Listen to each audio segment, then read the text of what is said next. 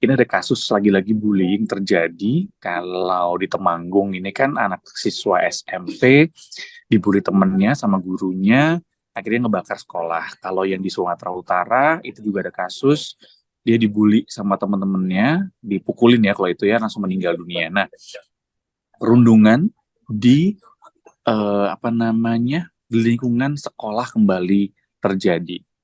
Sedikit Mbak soal itu Mbak tanggapannya.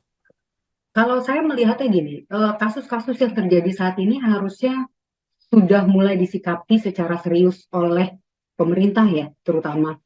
Dalam arti gini, dunia pendidikan kita harus betul-betul menjadi lembaga yang memang peka dan aware terhadap bullying atau perundungan yang terjadi dengan siswanya. Nah, yang saat ini terjadi kalau saya perhatikan, bullying ini masih dianggap sebagai hal yang biasa. Gitu ya, kayak teman diejek sama teman yang lain, ah kamu bau, ah kamu jelek, ah sepatu kamu butut, baju kamu lusuh. Itu dianggap bukan sebagai perundungan. Padahal sejatinya itu pun sudah perundungan. Kembali lagi kita kalau bicara levelnya mungkin dari yang levelnya paling kecil sampai paling tinggi gitu ada ya. Tapi kalau ini tidak diedukasi secara baik oleh oleh sekolah ya, kepada murid-murid, kepada orang tua, kepada guru-guru, maka mereka seperti tidak punya kepekaan, tidak punya batasan perilaku. Mana sih yang boleh, mana sih yang tidak untuk aku lakukan terhadap teman sekelasku gitu ya, atau orang lain. Nah, ini yang harus betul-betul mulai diperhatikan, dilakukan oleh lembaga pendidikan di kita. Diberikan edukasi secara tepat, baik kepada murid-murid, kepada orang tua, kepada seluruh personil yang ada di sekolah. Baik itu penjaga sekolah, guru gitu, karena semua pasti akan terlibat. Itu yang pertama. Lalu yang kedua, diperlukan lagi bahwa sekolah menyediakan lembaga atau tempat pengaduan nih. Karena kan biasanya korban bullying ini kan mereka enggan ya, enggan mengadu, takut, bingung. Ngadu ke orang tuanya juga nggak bisa apa-apa kalau pihak sekolah tidak mendukung gitu. Nah, diperlukan tempat pengaduan yang jelas supaya korban-korban perundungan ini bisa paham, oh kalau aku merasakan ketidaknyamanan atas perlakuan dari temanku, aku harus mengadu ke siapa. Pada saat si korban ini lalu mendapatkan feedback, respon positif, penanganan yang tepat, selain bisa meminimalisir apa ya dampak dari pembulian tersebut, saya yakin sekali ini pasti akan mengurangi jumlah orang-orang yang ingin membuli nanti. Untuk kasus yang di Temanggung, ini kepala sekolahnya akhirnya kemarin sempat diwawancara dan bilang bahwa si anak ini itu suka caper. Ini gimana nih, seorang kepala sekolah, kita nggak tahu ya kondisi anak Ya, ini sebenarnya posisinya seperti apa sampai betul, akhirnya betul. mendapat bulian teman-temannya, kemudian gurunya sampai akhirnya tidak menaruh kepercayaan kepada dia dan akhirnya sang Betul. kepala sekolah bilang bahwa caper. Tapi terlepas dari itu, soal kepala sekolah statement anak ini yang bermasalah tanda kutip kemudian bisa suka caper. Gimana menurut Mbak?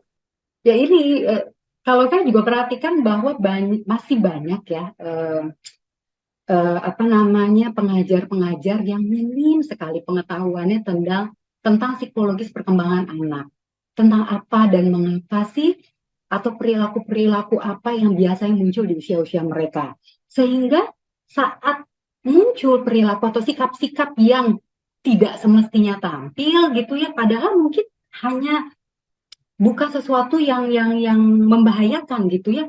Seperti caper ini kan kita tahu, caper ini kan konsepnya luas, tapi kan bisa jadi sebenarnya dia mungkin kurang perhatian di rumah, sedangkan di usia-usia pubertas kan usia-usia yang senang dapat perhatian, senang dapat apresiasi, senang dapat pengakuan gitu ya. Ini lalu dianggap sebagai sikap yang salah oleh orang dewasa di sekitarnya, maka ya sudah si remaja ini nantinya akan ngadu ke siapa? Dia pasti akan merasa sikapku aneh, aku orang aneh gitu kan. Nah, ini hal-hal seperti ini yang pada akhirnya membuat ya kembali lagi anak-anak teman-teman sekolahnya pasti juga akan mengimitasi kan orang dewasa menganggap bahwa sikap kamu aneh deh. Ya udahlah, yuk kita bully karena sikap kamu memang aneh gitu. Padahal sebenarnya mungkin dia tidak menampilkan keanehan, hanya butuh bantuan, butuh teman cerita, hanya butuh diarah gitu. Jadi perlunya para pengajar atau pendidik di Indonesia untuk dibekali pengetahuan tentang psikologis perkembangan anak inilah yang menurut saya masih kurang untuk diberikan ya. Ketika dengan mudahnya keluar itu artinya ya itu tadi ya mengindikasikan bahwa dia sangat minim pengetahuan ya. Betul, betul, betul, betul, betul. Dan ini memang terutama mungkin untuk sekolah-sekolah yang maaf, yang bukan swasta ya. Mungkin kalau swasta mereka lebih aware, lebih punya visi misi terkait dengan perkembangan anak, karakter anak gitu ya. Kalau sekolah-sekolah negeri mungkin hanya beberapa yang saya perhatikan cukup mulai aware lah. Tapi sisanya terutama untuk di daerah itu bisa dikatakan sangat minim pengetahuannya. Bisa dibilang malah tidak peduli gitu. Karena fokusnya mereka mungkin masih ayo kamu harus mendapat nilai yang bagus, nilai akademisnya harus bagus. Konsep tentang anak baik adalah anak yang pintar dan menurut gitu. Bukan lagi memandang tentang unik dari karakter anak masing-masing. Mbak, lagi soal ketika anak ini sudah ditetapkan sebagai tersangka oleh kepolisian karena ada bukti CCTV-nya segala macam, kemudian dihadirkan dalam konferensi pers meskipun menggunakan topeng dan dikawal petugas kepolisian menggunakan senjata laras panjang. Kalau Mbak melihatnya ini sebagai apa? Saya jujur melihatnya miris ya Mas. Maksudnya kenapa sih perlakuannya harus seperti itu? Harusnya anak-anak di usia ini kan bisa dibilang anak-anak di bawah umur. Yang notabene memang mereka masih perlu banyak arahan, banyak bimbingan gitu ya. Secara emosi mereka memang belum stabil. Secara apa ya, kebijaksanaan, kematangan mental juga belum tercapai gitu ya.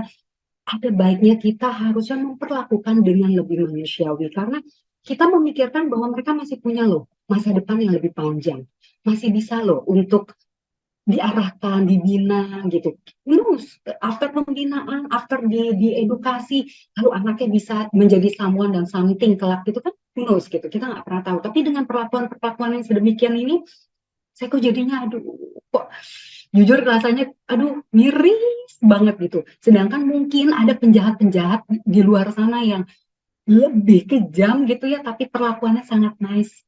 Itu aja sih rasanya belum adil.